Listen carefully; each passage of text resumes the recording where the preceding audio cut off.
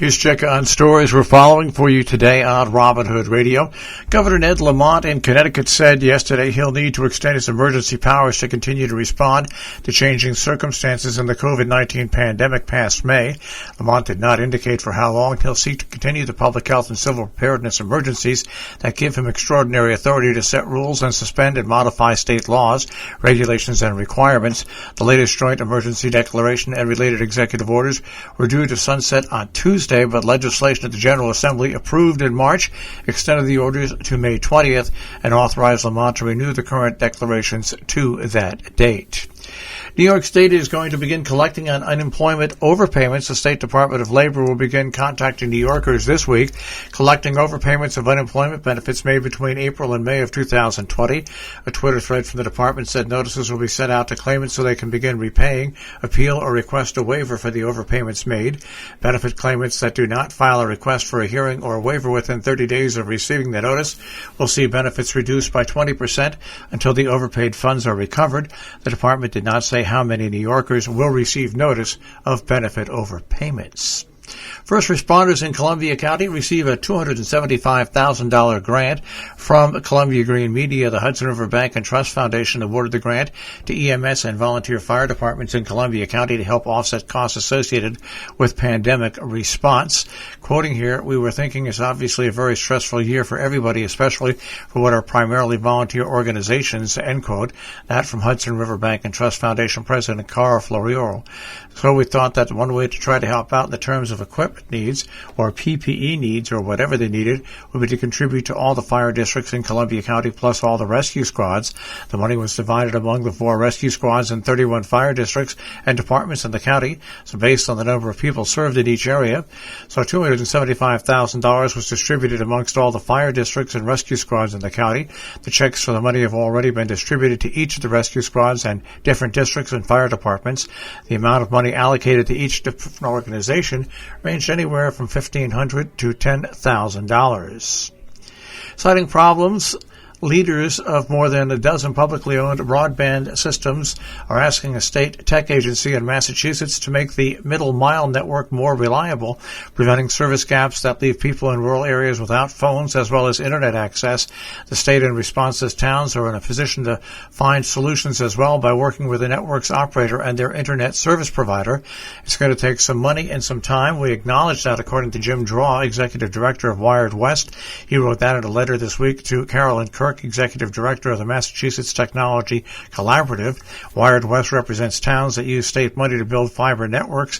In the letter, he said 15 others call for the state to hire network engineers to examine why parts of the network have gone down and to recommend steps to prevent them. The goal is to make the 1,200-mile fiber optic network known as Mass Broadband 123 less likely to fail, as it did for the 6 towns on March 29th when a tree fell on lines in a Franklin County town. Customers had no internet for 10 hours, according to the response.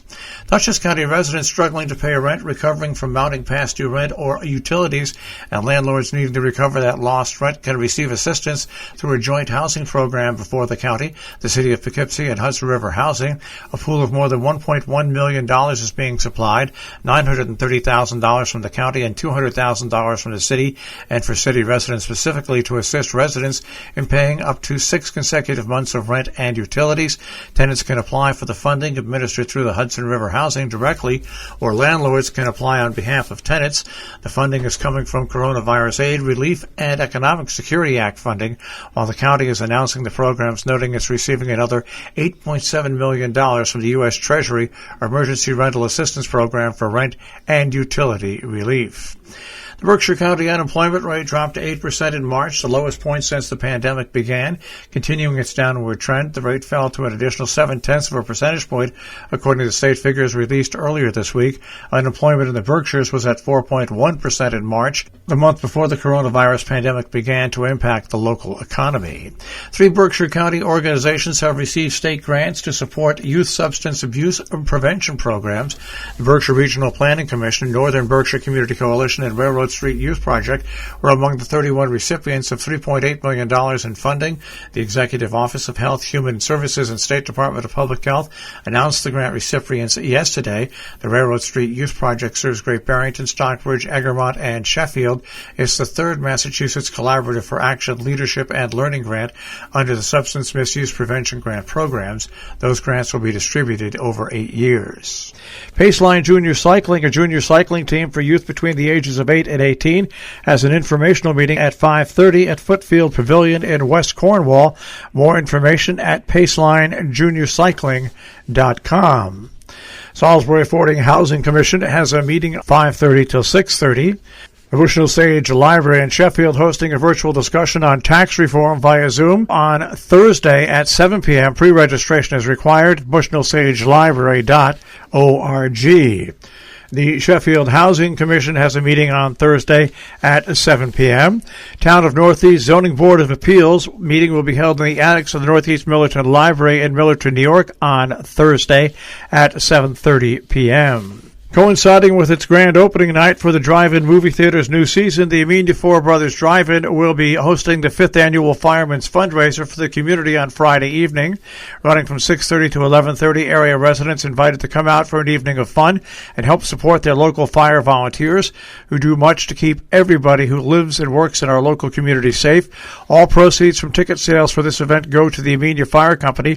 For more information and to purchase tickets, Four Brothers Drive-In website is at playeatdrink.com. Dover Cleanup Day is being held on Saturday, April 24th. You'll meet at 8 o'clock in the morning at Boyce Park Pavilion. More information at 845-832-9168. Amenia Town Cleanup Day will be held this weekend as well. Saturday, April 24th from 9 to noon. Volunteers can meet at Fountain Square, M&T Bank, at the intersection of Route 343 and 22, or at Borden Park at the intersection of Main Street and Furnace Bank Road in Wassaic, where bags will be available. To arrange for pickup of filled litter bags, contact Vicky at 845-489-7826 or Damien at 845-321-4226. DM Hunt Library has a Zoom event, Preserving the Harvest with a Traditional Way, lacto-free fermentation with Adama Farm and Carly Sugar. It's on Sunday at 2 o'clock at Hunt Library. You can register at huntlibrary.org or on their Facebook page. Scott Heth, former head of Audubon Center in Sharon and a local jazz musician, returns to the tri-state region for a fundraising concert to support the Roloff Jansen Community Library at Roloff Jansen Park in Hillsdale on Sunday at 3 p.m. Heth will perform on keyboard with Chris Jensen on saxophone, Jay Bradley on percussion, and an afternoon of American Songbook Jazz. Bring your own lawn chair, mask and social distancing required. For more information, 518-325-4101 or rojanlibrary.org. You'll also find them on Facebook. Underwriting support for Robert Hood Radio Stock Market Report comes from the Interlaken Road in Lakeville. You'll find them at interlakeninn.com, also on Facebook and Instagram. Salisbury Bank, salisburybank.com. Underwriting support from Viali Insurance, located at 75 Main Street in Lee, Massachusetts, insuring hard-to-place seasonal and secondary homes in the Berkshires since 1912. For all your insurance needs, 413-243-0347, on the web, VialiInsurance.com. The Dow Jones Industrial Average will start off the day today at 33,821.30, the NASDAQ at 13,786.27, and the S&P 500 at 4,134.94. We'll take a look at the tri-state forecast. That'll come your way in just a few moments.